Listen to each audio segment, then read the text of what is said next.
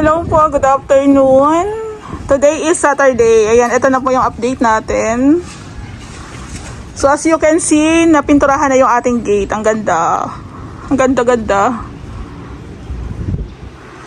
So sa Ray House Makeover, mas prepared po namin yung mga suggestion na design na gate ng may-ari. So paunti-unti ko na pong hinihingi yung mga instruction, lalo na sa mga pintura, para ayun, maikasa na namin. So bali, according kay ma'am, itong 2x6 na to is same black pala, black. Ayan, pati yung parang tukod, black din. Ayan. Siguro yung ano natin, yung itong PVC, black na lang din. Ayan. So bali yung pintura po namin dito sa may sa gate, halos same lang po dito sa metal spandrel. Ayan po. So ito po is naka-moldura rin po siya. Ayan oh. So according kay ma'am, same na lang din po daw yung kulay ng moldura dito. So bali ang kulang na lang po yung ating ilaw dito sa poste. Ayan. Tapos ito nga po pala, lilinisan pa namin to, tapos lalagyan namin siya ng sealer. Ayan. Tapos ito po yung ating drainage na ilalagay po namin dito. Ayan, ang ganda. So yung roofing po ata pinipinturahan na rin. Yung sampayan pala, black din. Yung sampayan, black din. Black din. Ayan po. So ito, first coating pa lang to. Then i-retouch pa natin siya ulit.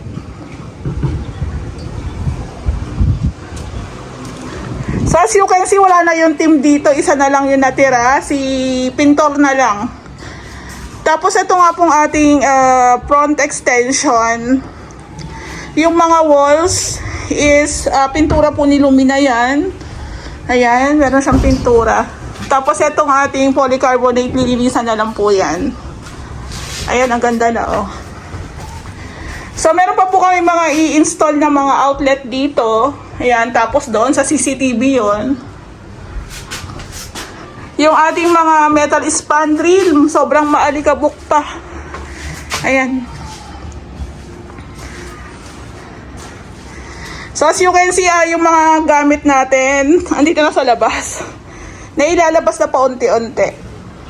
Ayan. So ito na po yung loob. Oh wow. So bali yung ating TV wall is nailagay na rin ni Ray. Tapos yung pintura nga po pala, kakadala lang ni Ray. Ito, Davis. Ayan po, nakaseal pa. Ayan o. So yung ating cabinet, meron na siyang handle. Mga handles, ayan po. O diba? TV na lang ni ma'am ang kulang dito. Ito, i-retouch pa po natin to. Ayan. I-retouch pa po natin to. Tapos ito nakalagay na. So, meron siyang may level po siya. Ang galing, diba? May pinaka-level po siya. Para makita ko talagang pantay. So, na-install na rin po pala ni Ray yung ating ating pailaw dito sa bar counter. Ganda. Ang ganda, nakaka-amaze. Ayun pak. So, ako ma'am, kung mapapanood nyo to, huwag nyo na tanggalin to. Ang ganda po kasi, alam niyo yung black niya, tapos yung PVC natin is brown, tapos white. Sakto lang din eh. Sakto lang din po yung pinaka-combination. Kung ako sa inyo, huwag nyo nang tanggalin. So, ang gagawin na lang po namin dito, konting linis na lang. Tapos, i-install po namin ni Ray yung mga handle po. Baka by bukas, walang pahinga. Sige, palagan na to. Ayan. So, nirarush na rin po namin kasi nga po, meron kaming mga iba pang projects na kailangan na rin pong tapusin. Ayan, ang ganda oh. O diba, linis na lang po. Meron na tayong mga outlet. Ayan, yung ating dual tab na sink. So, ang kulang na lang po dito, retouch na lang po ulit kasi hinintay pa namin yung pintura from Lazada. Gawa ng, wala pong stock dito sa All Home. Ayan, wala rin po sa mga hardware. So, mas prepared po namin gamitin yung Davies na Agua Gloss It. Hindi po kasi siya naninilaw. So, kung sasabihin po nung iba na, ay bakit wag yun, dapat ganito, ganyan. Sa amin po kasi, ganito po yung diskarte namin. So, ayan, di ba? Ganda, oh. So, itong unit ni ma'am, nakaka-excite talagang matapos. Kasi ang ganda. Lahat ng nilagay dito bumagay. Pati yung mga color combination, mga pintura, mga accessories, talagang bumagay. Pagdating po sa mga accessories, sila ma'am, si Sir Pam pumili niyang mga yan. Ayan po. So, hindi ko na lang po muna bubuksan yung ating mga cabinets kasi wala pang handle. Dito lang siguro. Ayan. Ay. Ayan. So, pinturado na rin po siya. Itong baba na lang po yung i-retouch namin. Ayan po. Ganda.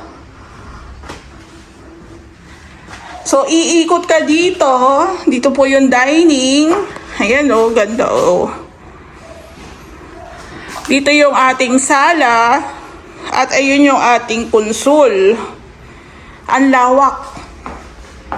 Ang lawak po. Yung CR, hindi pa natatapos ni Ray. Ayan. Ito na lang naman yan. Tapos may bibiliin pala kami. Nakalimutan namin kahapon. Pahintay na lang, ma'am. Ayan. Ayan po ang peg niya, no? Kaya ito po is nandito kasi lalagay pa yan ni Ray Chan. Sa taas po, may mga konting retouching na lang. Linis. Papapuntahin namin dito si Bayo para malinisan na po. Ganda na. So, siguro ma'am, pwede na natin ipakabit yung ano mo, split type AC mo. Ayan. Ito nga po pala, papalagyan pa po pala ito ni ma'am ng ano, ng kornisa. Para daw maganda. Pero mukhang sakto rin naman siya. So, ito nga po pala, isi-share ko lang sa inyo. Ma'am, pasensya na kung isi-share ko siya sa iba ha. Kasi, parang awareness din po ito eh. Ang pinaka-par exit po kasi ng Angeli SF is nandito. Andito po yung fire exit. Ayan. Ito po yung fire exit. Ito po yung fire exit to. Ayan. So, as you can see, kung medyo malusog-lusog ka, hindi ka kakasya dito. Kasi may nakaharang. Ito, may nakaharang. So, hindi tayo kasya. Ganyan po siya, fire exit po siya. Ayan. I-share ko na lang po sa inyo mga carré house natin. Ito po kasi is nagawa na namin dati sa phase 1 pero hindi ko shinare yun for safety purposes. Since nagbablog ako, gusto ko pong i-share sa inyo. Permission to post ma'am, permission to vlog. Nasabi ko na rin naman to sa inyo pero for awareness din po kasi. So bali ito po, ganyan po yan no. So kami po, shout out kay Kuya Bok na gumawa nito. Ayan. Gumawa po kami ng fire exit. Ayan po. I-share ko bakit kami gumawa ng fire exit. Suggestion po kasi ng may-ari yun. Unang-una, ang magkakwarto po dito is mga bata. Ayan. So, tingnan nyo po. Paano lang, mahangin lang. So, as you can see, kung ganito po yung fire exit natin, kasya. Kasya tayo, diba? So, saktong-sakto, naka-slab tayo dito. Ayan. So, in case na magkaroon ng problema, merong aapakan kung sino man po yung magkaroon man ng emergency, merong tatapakan doon, may lalabasan dito. So, nabibilib ako kasi tingnan nyo tong ginawa ng tao ko. Ang galing. Per exit po yan. Ayan po. So, pakita ko na lang din po para magkaroon din kayo ng ideas kasi sabi ko nga sa inyo sa Ray House Makeover, hindi po kami madamot. So, hindi ko alam kung paano niya to kinasa. Ang galing eh. Oh, ang galing. Ang galing po. So, nakaka-amaze, nakaka-salute din para sa aking workers. Ayan, si Kuya Bok. So, ito, given naman na meron talagang per exit, pero hindi kasya. So, ganyan po siya. Ayan po. Ayan. Hindi ko lang maisara. Ganyan po siya. Ayan, o, diba? May bago na naman kayo natutunan sa Ray House Makeover. Ayan po. So, ma'am, pakihintay na lang po yung ilalagay namin kornisa dito kasi medyo busy pa si Ray, pero nasabi mo naman na sa akin yan. Ayan. Konting linis na lang, walis. Tapos, yun, handle na lang. Tapos, hindi ko alam kung i-retouch pa yata to. Malikabok. So, ang galing po, diba? So, konting linis na lang po tayo dito. Etong taas handle na lang po ang kulang yan. Tsaka, yung ilalagay po namin dito na, ang tawag doon, yung bakal, para sabitan po ng mga damit ng hanger. Actually, meron na ako, naka-ready na. Hindi pa lang nai-install diri. Ayan. Siguro itong unit ni ma'am, 1 linggo pa to kasi installation ng mga accessories, tapos linis. Ayan ma'am, siguro mga 1 linggo pa to. Pero sigurado naman ng March makakalipat tayo.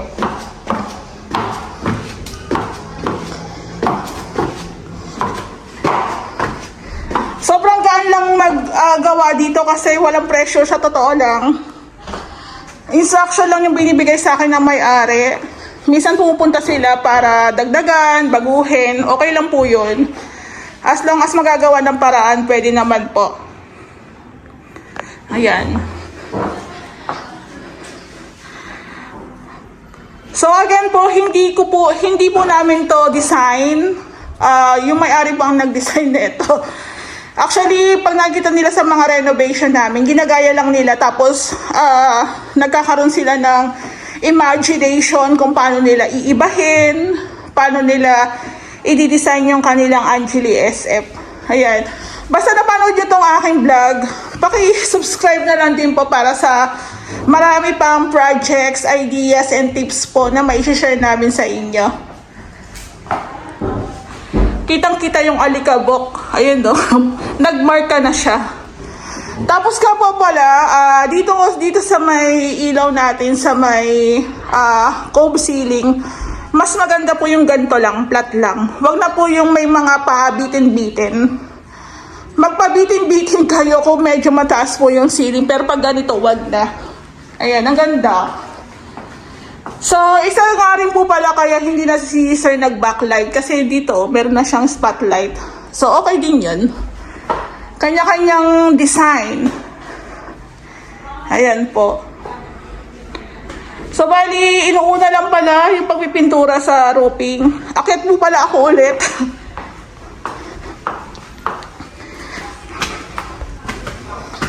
Ayan o, diba? Ang ganda ng hagdan natin. Konting linis na lang to. Sumakit yung tuhod ko. Ayan. Ipakita ko lang po pala na yung ating roofing, PVC roof po yan, na white. Ayan. So, bali, ito po is nire-repaint po namin siya ng chocolate brown. Kasi ito lang po yung allow dito sa lumina. Or kaya stay lang siya ng white.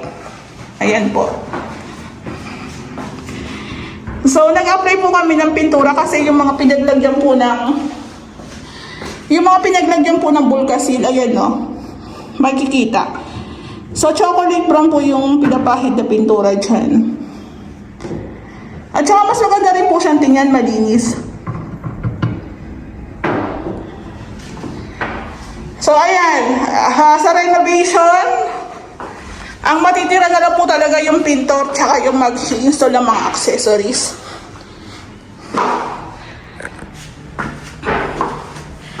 So, eto ma'am, ang sakit ng tuhod ko. Ma'am, hindi pa tayo natatapos pero nagpapasalamat din po ako kasi sa amin kayo tumuloy. Ayan, malaking bagay po sa amin yung mapagkatiwalaan kami ng ibang tao.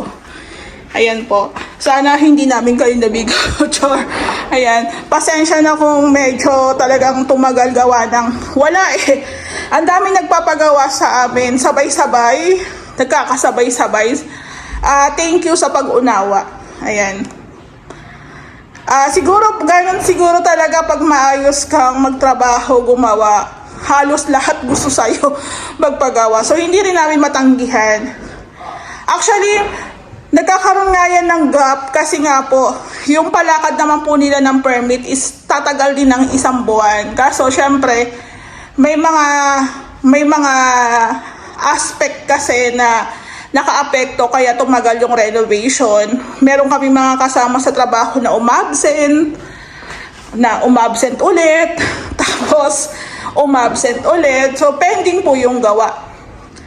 Kaya yun, kung i-consider nyo, salamat. Kung hindi, wala akong magagawa, di ba? Kaya sa amin, yun, basta ang maipapromise ko lang sa inyo, yung gawa namin maayos at maganda, di ba? At saka may dating. So, siguro, pasensyahan lang, di ba? Ganun lang.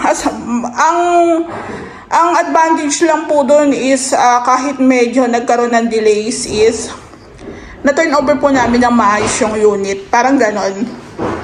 At saka, hindi namin iniwan. Of course, hindi namin siya tinakbuhan o dilayasan, di ba?